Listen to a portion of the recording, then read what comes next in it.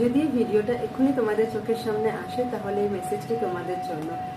সে তোমায় কি বলতে চায়, সে তোমাকে কি বলতে চায়।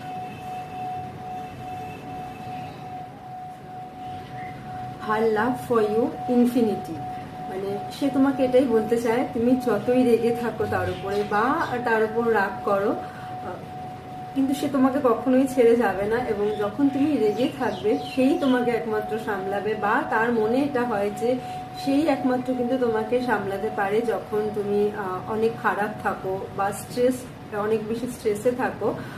সেই একমাত্র মানুষ যে কিনা তোমাকে সামলাতে পারে।